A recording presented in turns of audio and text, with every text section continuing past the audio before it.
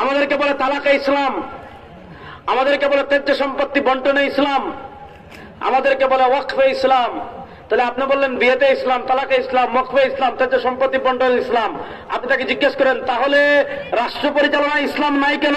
বলে রাষ্ট্র পরিচালনা ইসলাম লাগবে না, এখানে আব্রাহাম লিঙ্কন। বিচারে ইসলাম, বলে না লাগবে না, এখানে ব্রিটিশ। শিক্ষা ইসলাম, না এখানে লাগবে না, এখানে ব্রিটিশ। অর্থনীতিতে ইসলাম, না লাগবে না, এখানে পুঁজিবাদ। এভাবে বিয়ে, তালাক, ত্যায্য সম্পত্তি আর ওয়াকফে ইসলাম রেখে রাষ্ট্র পরিচালনায় আমাদের উপর আব্রাহাম লিঙ্কনের মতবাদ চাপিয়ে দিয়েছে। বিচারে আমাদের উপর ব্রিটিশ বিচার ব্যবস্থা চাপিয়ে দিয়েছে। শিক্ষা ব্যবস্থায় আমাদের উপর ব্রিটিশ প্রবর্তিত শিক্ষা ব্যবস্থা চাপিয়ে দিয়েছে। অর্থনীতিতে আমাদের উপর আপনার পুঁজিবাদী অর্থনীতি চাপিয়ে দিয়েছে।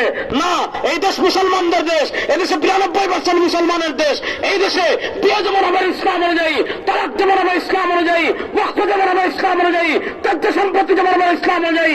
রাষ্ট্র আব্রাহাম লিঙ্কনের আইনে চলতে পারে না, কারো বাপের আইনে চলতে পারে না, কারো নেতার আইনে চলতে পারে না।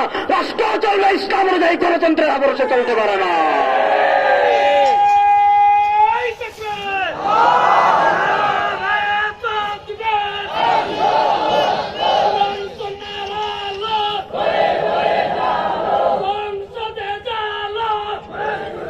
বুঝছি, ওনারা সিন্নি না খাওয়ার আগে আর মিছিল দিবে না।